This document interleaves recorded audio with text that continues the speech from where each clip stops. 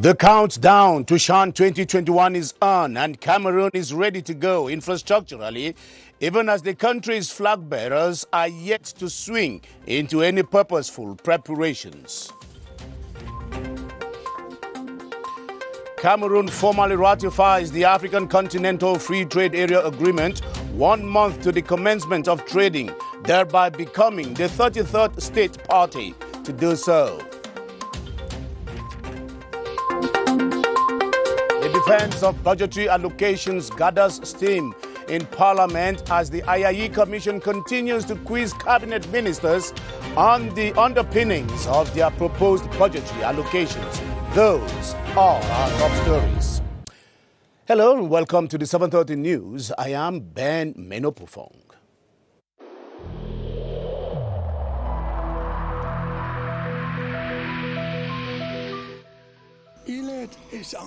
Each of us must comply with the measures that have been taken.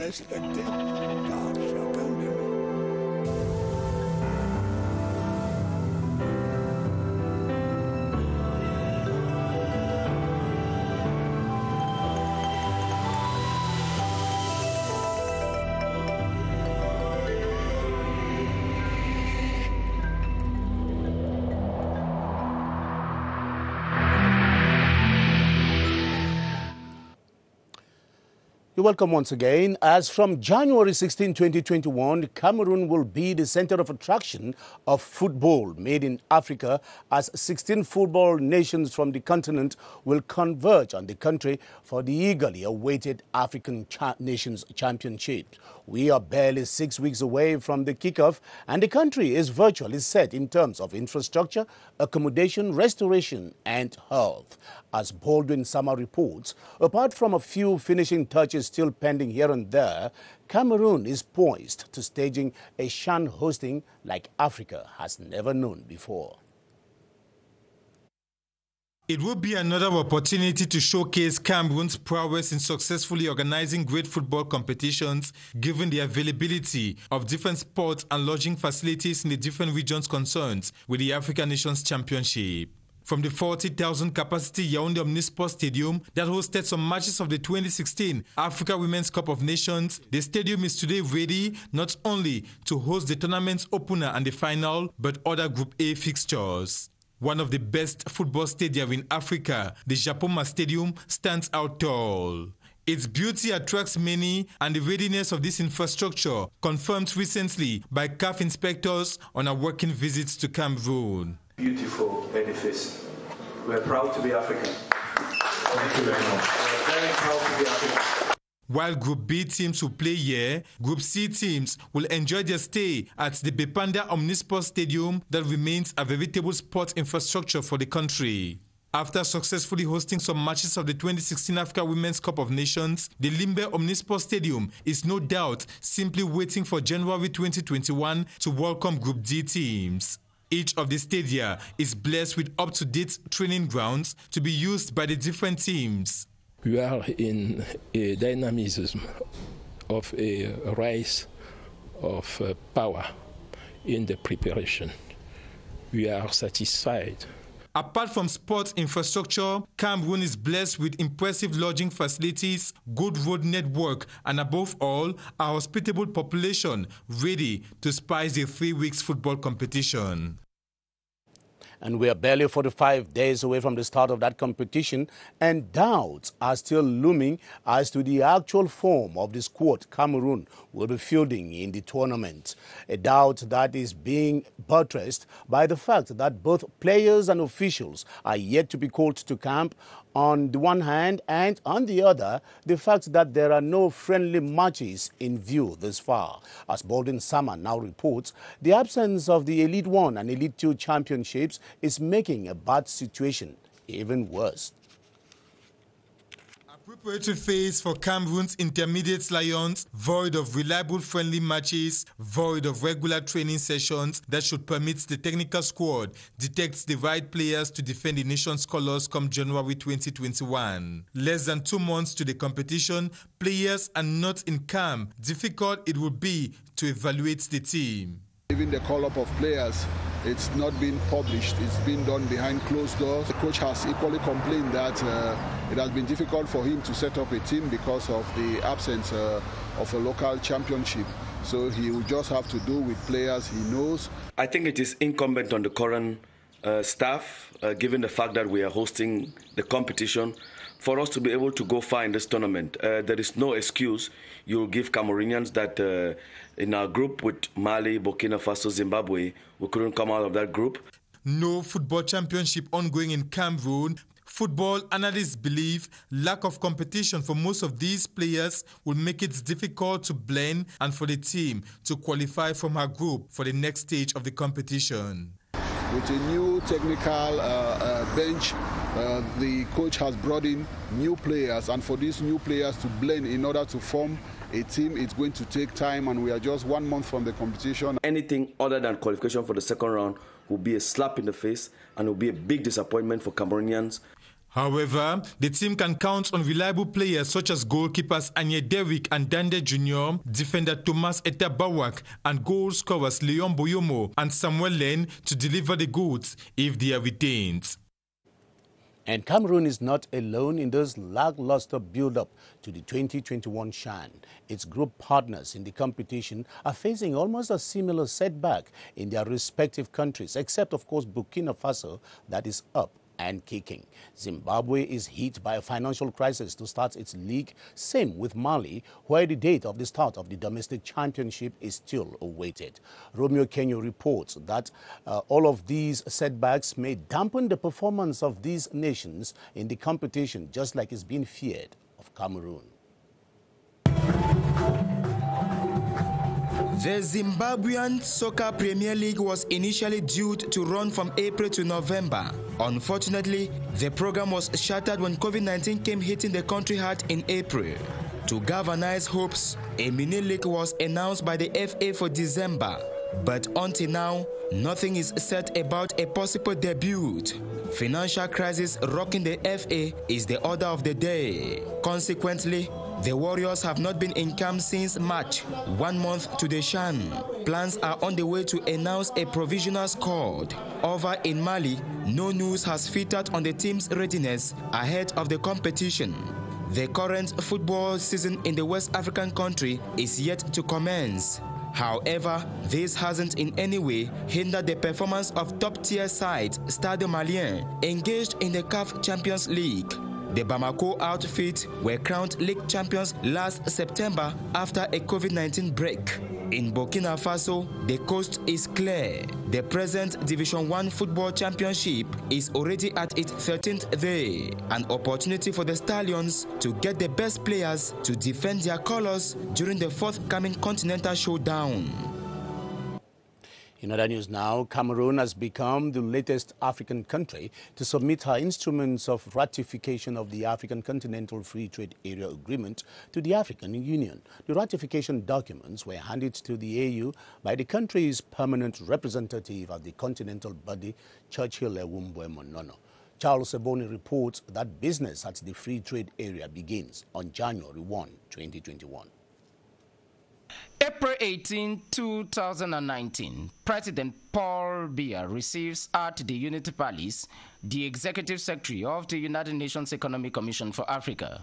The President tells Cameroonian-born Vera Songwe of Cameroon's will to honor continental integration through the ratification of the Continental Free Trade Area, which she became one of the 44 countries to sign up when it was launched in Kigali, a key project piloted by the United Nations Economic Commission for Africa. Cameroon is a very diversified economy, and so by ensuring that with our diversification we can build on that. This is materialized by Cameroon's legislation to ratify the Continental Free Trade Area Agreement to create a common market of 1.2 billion consumers. The submission of the instruments of ratification to the African Union by Cameroon's permanent representative to the African Union, Churchill Ewumbwe paves the former participation of commercial transactions as from January 1 next year, with an economic turnover of about $3 trillion annually. This is a signature African agreement from the African Union as part of Agenda 2063 that ensures that we leave no African behind, no Cameroonian behind as we grow. Just 22 countries are needed for the common market to become operational, and that has been achieved. Cameroon included, which became the 33rd country to submit its instrument of ratification. The Virtual Agency of Information will be set up in 2021 as part of priority projects in the Ministry of Communication that was today allocated a budget of 4.6 billion CFA francs, defended by Minister René Emmanuel Sadi. He was before the Finance and Budget Committee, which also examined the budget of 197.1 billion CFA francs apportioned to the Ministry of Public Health and that of the Ministry of Arts and Culture, which received approval of 4.7 billion CFA francs proposed to be commissioned. Esther Kima reports on work at the IIE Commission as it went on today. With a budget of 197.1 billion CFA francs, the Ministry of Public Health will be focusing on health promotion, disease prevention and case management of HIV and AIDS, tuberculosis and other pathologies. We are going to increase our action as far as the mortality of our children is concerned, to continue to fight against this pandemic of COVID-19. The universal health coverage will also kick off in 2021. We have signed already a contract with a private society, so we are going to begin with the enrollment. In arts and culture, the package of 4.7 billion CFA francs Minister Bedungpat outlined will be used to accelerate the process to set up a structural framework for the artistic cultural movements and to conserve the Cameroonian arts and culture. Ensuring the optimal coverage of major sporting events in Cameroon and strengthening the capacity of communication services will be possible thanks to a budget of 4.6 billion CFA francs in the Ministry of Communication. Today, most of the companies who had to install the equipments that would facilitate the coverage of these events have almost finished their work.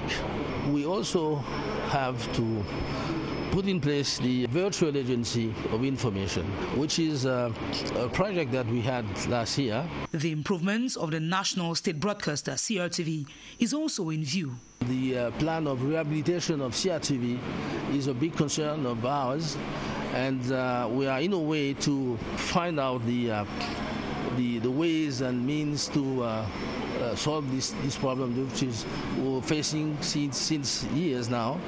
The defense continues, with Minister Narcisse Moale Kombi outlining priority projects with a budget of 46.9 billion CFA francs in the sports sector. Territorial Administration Minister has urged contractors rehabilitating the 12-kilometer stretch of road from the entrance of the Ngaoundéré University to the Ngaoundéré Cathedral to speed up work and relieve the populations from the nightmare of prolonged and bumpy deviations. This follows a series of reports and petitions from the local population on the poor state of the road and the quality of work currently going on there. Constantine Bam is on the minister's trail and now reports from Ngaoundéré. This welcome accorded to Minister Paul Athanganji in Ngaoundéré translates the expectation of the population in relation to development projects in their region. The most challenging problem in Adamawa, especially in Ngaoundéré, is the state of some roads connecting the city to other regions. This phase of the visit is to evaluate development projects. This job was given to a company. The job was virtually abandoned when I came here. And the population had to make another report that the work has been abandoned. So the contract was reattributed to another company, an indigenous company, and they have started the work and things are moving. Another key project visited is the ultra-modern industrial slaughterhouse in Ngaoundéré. The population have said that this is a very important investment and that we should go and tell the head of state that they are happy and this is very important for them. And I think cattle rearers are very comfortable that with these structures they can do more, they can do better business. The facility has an external storage capacity to keep 100 cows. 250 cows could be killed a day, but with a capacity of 500 cows on 2 shifts. It employs about 50 people placed under the Livestock Development Authority. National and international observers of the December 6 regional elections in Cameroon, already in the country, have been invited to do their job with professionalism and in conformity with the cardinal principles of election observing. The Director General of Elections, Eric Esuse, was addressing the observers in Yaoundé today as he brought them together for a preliminary contact before Elections Day. Ebenezer Akanga now reports on the code of conduct as outlined by Cameroon's election watchdog. The meeting was to brief the national and international observers on the level of preparations for the regional council elections and give them guidelines which will enable them to do their job well. After underscoring the importance and specificities of the elections, the Director General of Elections, Eric Esuse, said that Elecam is ready for the polls. The Director General of Elections told the observers to do their job with professionalism and to respect the existing cardinal principles and standards in the domain. The expectation for Elecam is the best coverage of this election. We want that this election be very, very well organized. Representatives of the Ministries of Territorial Administration, Decentralization and Local Development, External Relations and Communication took turns to inform the observers of measures taken in their various domains to facilitate their work. Kits containing detailed information on the elections were distributed to the observers. Ma'an, a subdivision in the Ntem Valley division of the South region of Cameroon, now has a new town hall. The one-story edifice was officially inaugurated today by the Minister of Decentralization and Local Development, Georges Elanga-Obam. The 350 million CFA franc structure has been financed by the Special Council Support Fund for Mutual Assistance, FACAM. From Man, Clarence Azer reports. The imposing and catchy two-story building has 22 offices, toilets and a conference room, while the annex building will serve as a banquet hall, an ideal working environment to the council staff. Here our personnel will be at ease. All we need now is to give in our best at work. The Man Town Hall has been constructed and equipped with the financial assistance of the Special Council Support Fund for Mutual Assistance, FACOM, to the tune of 358 million francs. The edifice changed the facelift of the town.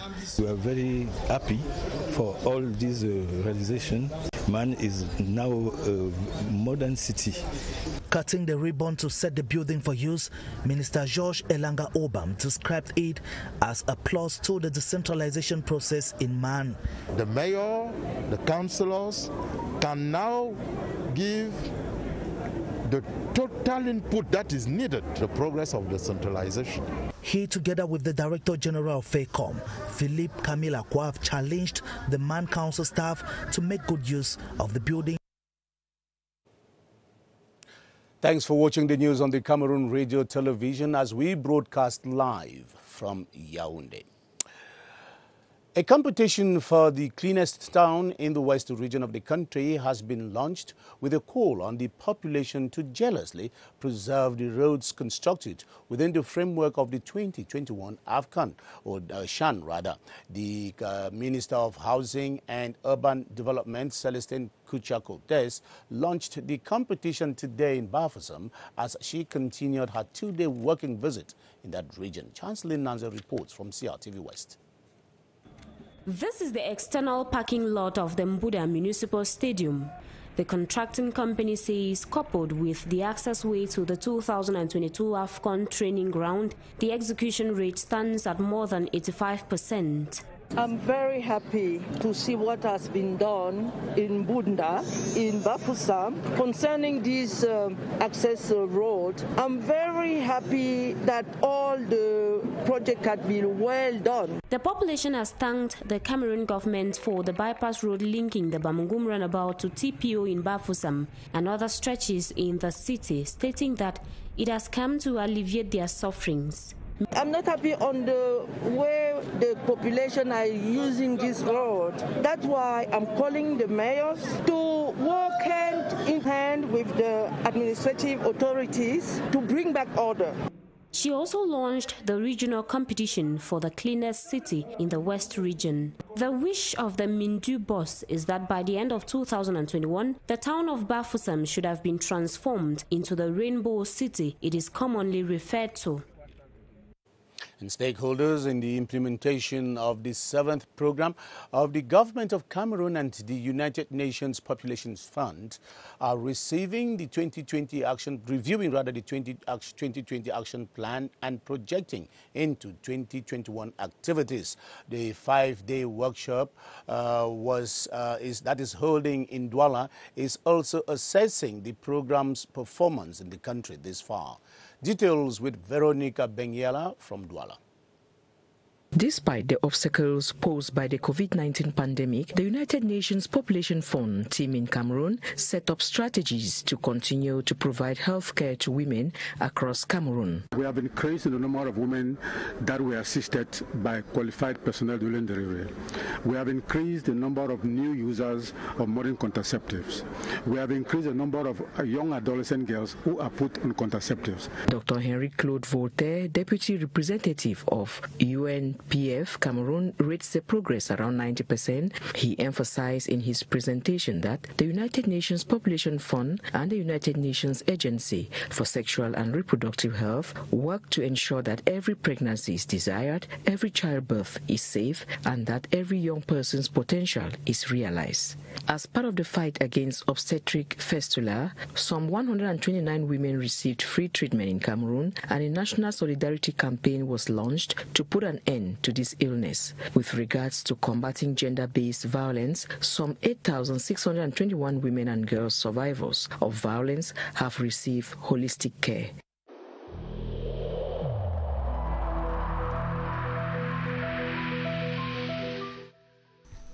The wearing of face masks in public places will be mandatory until further notice.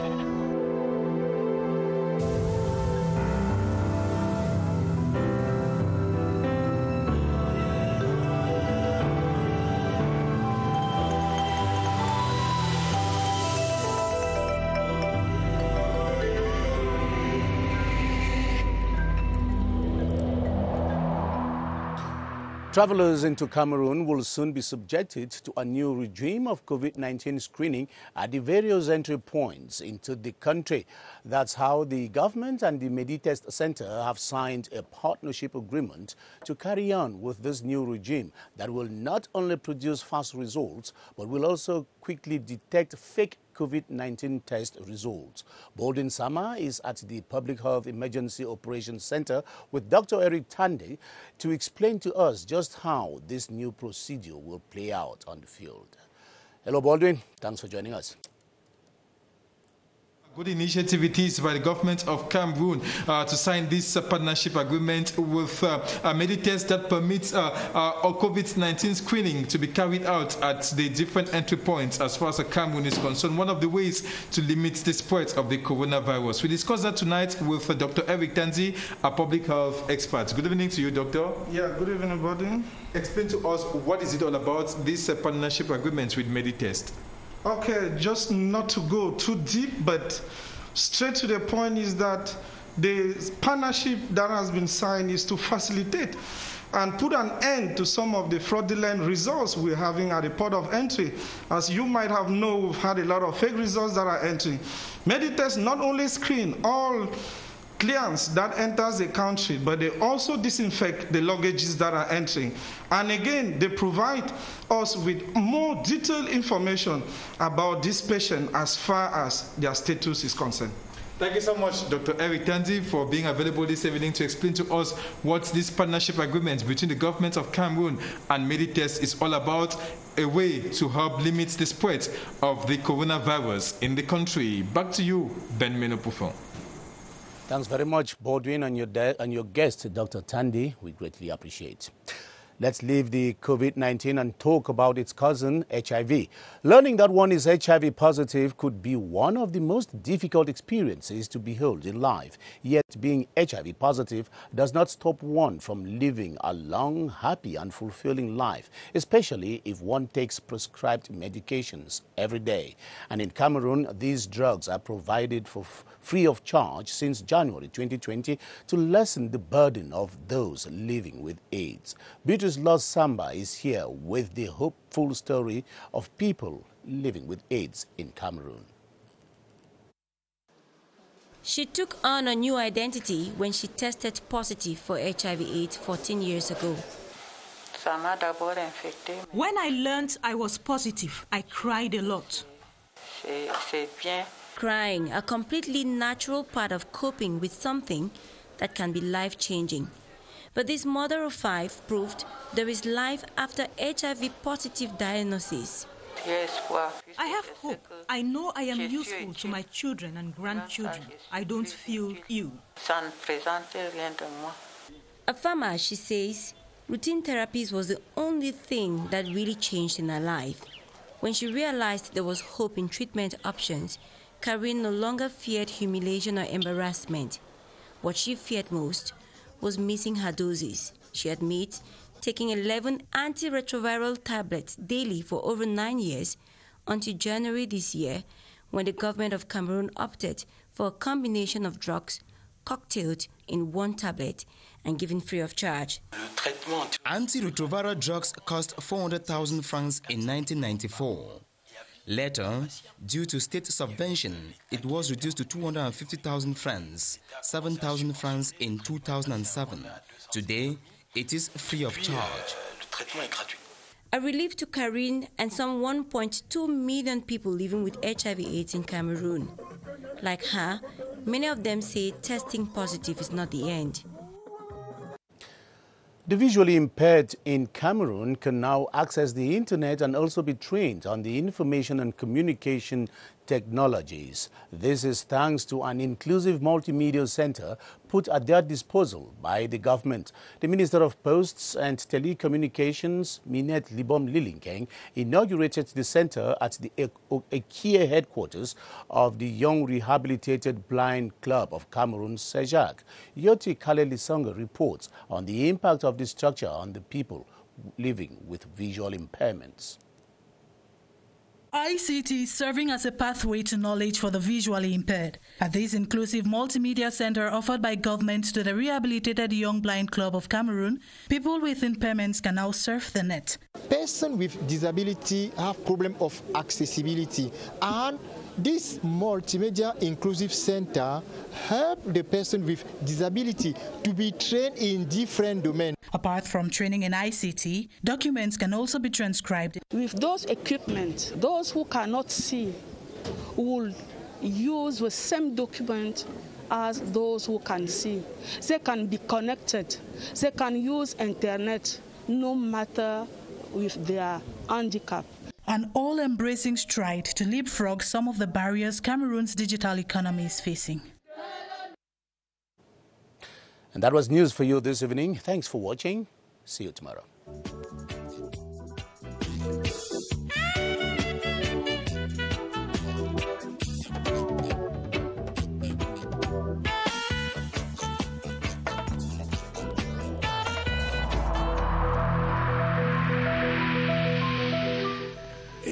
In this connection, we should avoid stigmatizing.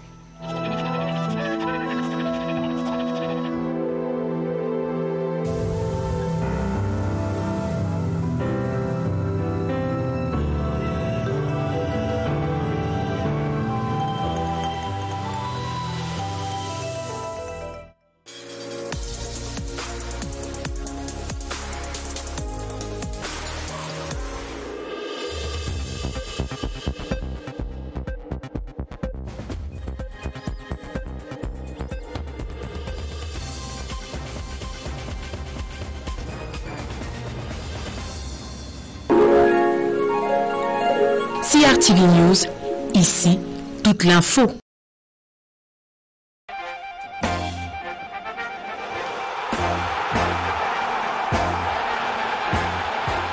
Formé au Cameroun, j'ai joué à Puma Football Club et dans le Cameroun de Yaoundé. Mon rêve a toujours été de voir une grande compétition se jouer sur le sol camerounais. Venez nombreux vivre les moments inédits du football africain. Total African Nations Championship Cameroon 2020. Le Cameroun célèbre le talent sportif africain.